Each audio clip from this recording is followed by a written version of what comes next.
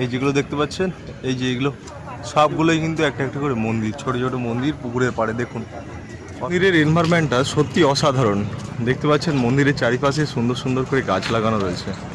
সকালবেলা অনেকেই প্রাতঃ ভ্রমণ করে নিচ্ছেন যারা স্থানীয় বাসিন্দারা রয়েছে।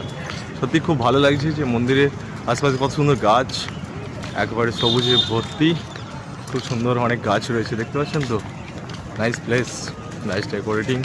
এবং আমরা যাচ্ছি এখন মন্দিরের দিকে, সাথে চলুন। আর এদিকে পুকুর রয়েছে কতগুলো, এগুলো হচ্ছে সব মন্দির রয়েছে, বাবা ভোলানাথের মন্দির রয়েছে অনেকগুলো। পুকুরের পাশেই মন্দির আছে, তাই তো চন্দ্রবাবু? এগুলো সব মন্দির তো, খুব সুন্দর, বেশ দারুণ লাগছে। ভালো করে দেখানোর চেষ্টা করছি, সামনে দেখুন।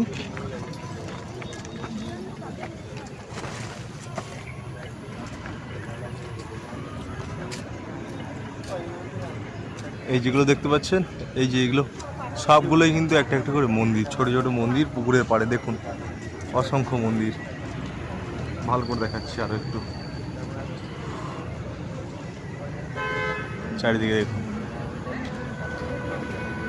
অসাধারণ জিনিস।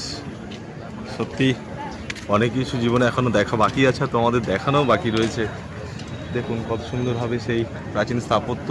এখানে অনেকগুলো মন্দির, একটা নয়, কাউন্ট করলে পরে হয়তো প্রায় অ্যাপ্রক্স 50-র কাছাকাছি হয়ে যাবে, 50টার কাছাকাছি হয়ে যাবে।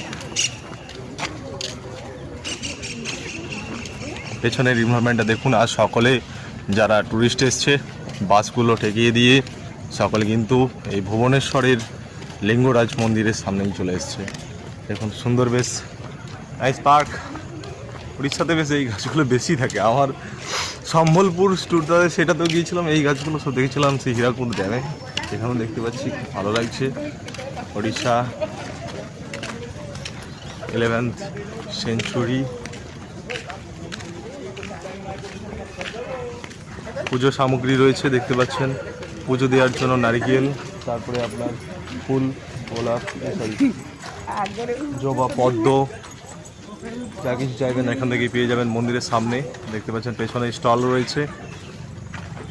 আরও দেখি মন্দির কী কী রয়েছে এবং আশেপাশে যাবতীয় সমস্ত কিছুটাই তুলে ধরার চেষ্টা করছি। এই একটা গণেশজিকা মূর্তি আছে, গণেশ দেবতার মন্দির।